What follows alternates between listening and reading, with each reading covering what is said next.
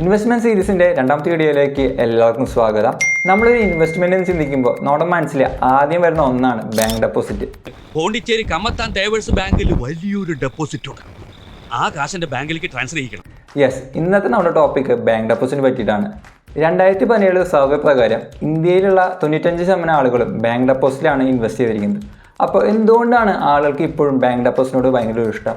അപ്പോൾ ഇന്നത്തെ നമ്മുടെ വീഡിയോയിൽ എന്താണ് ബാങ്ക് ഡെപ്പോസിറ്റ്, അതിന് ഗുണങ്ങൾ, അതിന് റിസ്ക്, പിന്നെ സാധാരണ രീതിയിൽ ഒരു ഡെപ്പോസിറ്റ് ഇടാണ്ട് കുറച്ചും കൂടി ബെറ്റർ ആയിട്ട് കുറച്ചും കൂടി ലാഭത്തിൽ എങ്ങനെ ഒരു ഡെപ്പോസിറ്റ് ഇടാനും കൂടി വീഡിയോ ഡിസ്കസ് ചെയ്യുന്നുണ്ട്.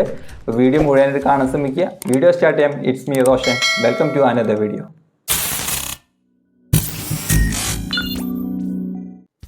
ആദ്യം തന്നെ എന്തൊക്കെയാണ് bank deposit? 2 type bank deposit ആണുള്ളത്.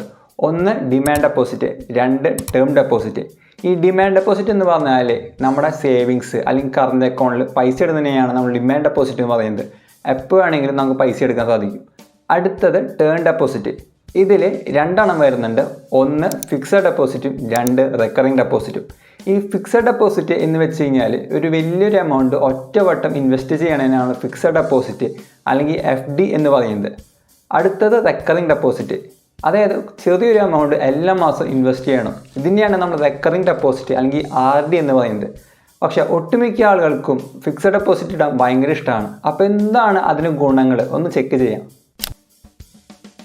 Number 1, fixed return. നമ്മളൊരു FD സ്റ്റാർട്ട് ചെയ്ത് കഴിഞ്ഞാൽ കൃത്യമായ ഇൻട്രസ്റ്റ് കൃത്യമായ ടൈമിൽ നമ്മുടെ അക്കൗണ്ടിലേക്ക് വരും.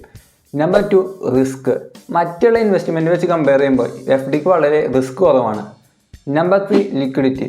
പെട്ടെന്ന് തന്നെ ഓപ്പൺ ചെയ്യാനും ക്ലോസ് ചെയ്യാനും പറ്റുന്ന ഒരു ഇൻവെസ്റ്റ്മെൻ്റ് ആണ് fixed deposit. Number 4, save tax. FDകൾ തന്നെ പല ടൈപ്പ് FDകളുണ്ട്. അതിലൊന്നാണ് ടാക്സ് സേവിങ് FD. ഇതിൽ ഇൻവെസ്റ്റ് ചെയ്ത് കഴിഞ്ഞാൽ നമുക്ക് ടാക്സ് ലാഭിക്കാൻ പറ്റും. Number 5, senior citizen benefit. ഒരു 60 ദിവസം മുകളിലുള്ള ആളുകൾക്ക് എല്ലാ ബാങ്കും ഏകദേശം 0.5 മുതൽ 1% വരെ ഇൻട്രസ്റ്റ് റേറ്റ് കൂടുതൽ കിട്ടും സീനിയർ സിറ്റിസൺ ആളുകൾക്ക്. അപ്പോൾ ഇതൊക്കെയാണ് ബാങ്ക് ഡെപ്പോസിറ്റിനുള്ള ഗുണങ്ങൾ. ഇനി എന്തൊക്കെയാണ് ഇതിൻ്റെ റിസ്കുകൾ എന്ന് ചെക്ക് ചെയ്യാം. ഇതിൽ ഏറ്റവും വലിയ റിസ്ക്, ഒരു ബാങ്ക് തകർന്നു പോയാൽ നിങ്ങൾ എത്ര വലിയ എമൗണ്ട് ഡെപ്പോസിറ്റ് ഇട്ടാലും DICGC പ്രകാരം നിങ്ങൾക്ക് മാക്സിമം 5 ലക്ഷം രൂപ വരെ കിട്ടുള്ളൂ. അത് മുതലും പലിശ അടക്കമാണ് നിങ്ങൾക്കത് കിട്ടുള്ളൂ. ഇനി എങ്ങനെ ഒരു FD നല്ല രീതിയിൽ കുറച്ചുകൂടി ലാഭത്തിൽ ബെറ്റർ ആയിട്ട് ഒരു FD എങ്ങനെ ഇൻവെസ്റ്റ് ചെയ്യാമെന്ന് പറഞ്ഞുതരാം. Number 1, split the FD. നമ്മുടെ കയ്യിൽ പൈസ ഉണ്ടെങ്കിൽ ഒരു FD ഇടാണ്ട് പല FDകളായിട്ട് ഇടാം. എക്സാമ്പിളായിട്ട് നമ്മുടെ കയ്യിൽ 1 ലക്ഷം രൂപ ഉണ്ടെങ്കിൽ 20,000, 30,000, 50,000 എന്ന രീതിയിൽ FD ഇടാം. ഇങ്ങനെ ചെയ്ത് കഴിഞ്ഞാൽ പെട്ടെന്നൊരു ഫണ്ട് ആവശ്യം വരുമ്പോൾ നമുക്ക് ചെറിയ FD ഒക്കെ ക്ലോസ് ചെയ്തിട്ടാണെങ്കിലും നമുക്കത് യൂസ് ചെയ്യാൻ സാധിക്കും. അങ്ങനെ വലിയ FD ക്ലോസ് ചെയ്യാണ്ട് നമുക്ക് ആ ഇൻട്രസ്റ്റ് ലാഭിക്കാൻ പറ്റും. Number 2, time schedule. നേരത്തെ നമ്മൾ സ്പ്ലിറ്റ് ചെയ്ത പോലെ പല ടൈമിലായിട്ട് FD ഇടാം. കാരണം ഒട്ടുമിക്ക ബാങ്കുകളിലും മാക്സിമം 2 മാസം കൂടുമ്പോൾ ഇൻട്രസ്റ്റ് റേറ്റ് ചേഞ്ച് ആവും. ചിലപ്പോൾ കൂടാം, ചിലപ്പോൾ കുറയാം. അപ്പോൾ ഈ ഒരു ചേഞ്ച് നമുക്ക് മാക്സിമം യൂട്ടിലൈസ് ചെയ്യാനായിട്ട് പല ടൈമിലായിട്ട് നമ്മൾ ഡെപ്പോസിറ്റ് ഇടാം. Number 3, deposit in different bank. നിങ്ങളെപ്പോഴും ഒരേ ബാങ്കിൽ ഡെപ്പോസിറ്റ് ഇടാണ്ട് പല ബാങ്കുകളിൽ ഡെപ്പോസിറ്റ് ഇടാം.